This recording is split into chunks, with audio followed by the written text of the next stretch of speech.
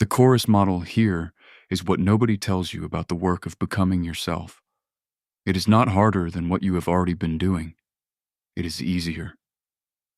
The hard work, the work that has been costing you for years, is the suppression, the management, the daily labor of deciding which parts are allowed in the room and keeping the others quiet. That work runs in the background of everything. Every conversation, every decision, every morning before you walk out the door. It is the noise you have gotten so used to that you stopped hearing it as noise and started hearing it as the sound of being a man. It is not the sound of being a man. It is the sound of a chorus being told to sing one part. When the suppression lifts, even partially, even briefly, the first thing that arrives is not chaos.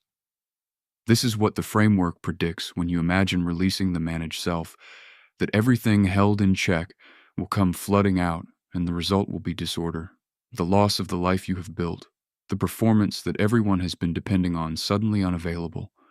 That prediction is understandable, and it is wrong. The first thing that arrives is quiet. Not the quiet of absence, the quiet of a room where the fighting has stopped. The noise you didn't know you were living inside becomes audible in its departure. The pressure in the body, the low-grade tension of the management releases. Something that has been braced relaxes. And then, presence. The ability to move through an ordinary day without the continuous background labor of the performance. To be in a conversation with the person you are actually in the conversation with rather than simultaneously monitoring which version of yourself is acceptable in that room. To make a decision from what you actually want rather than from what the managed self is permitted to want. To discover on a Tuesday morning that you are interested in your own life. This is what the chorus model produces.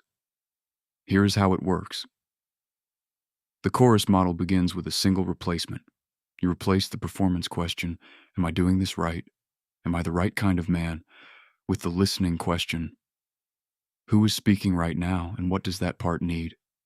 The performance question assumes there is a correct version of the male self that you are either producing or failing to produce. The problem with this assumption is that the correct version is always slightly out of reach, always requiring more management, always generating the low-grade anxiety of the performance that cannot be sustained indefinitely. The listening question assumes something different.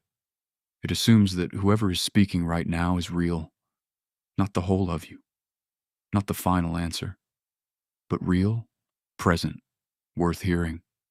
The part that is anxious before the difficult conversation is real. The part that is unexpectedly moved by something is real. The part that is still carrying something from 20 years ago is real. You do not have to resolve any of them into a unified position before you are allowed to act. You have to hear them. Hearing is not the same as obeying. This is the distinction the chorus model requires you to hold. The part that wants to burn everything down is real and worth hearing, and you do not have to do what it says. The part that wants to stay small and defended and not risk anything is real and worth hearing, and you do not have to do what it says either. The conductor of the chorus does not play every instrument simultaneously. The conductor listens to the whole and makes a choice about what the music needs right now. You are the conductor, not the parts, not the framework, not the version of you that the job or the family or the culture requires. You, the one who can hear all of it and still choose. The chorus is already assembled. It has been assembled your whole life. The work is not to reduce it to a soloist. The work is to learn to conduct.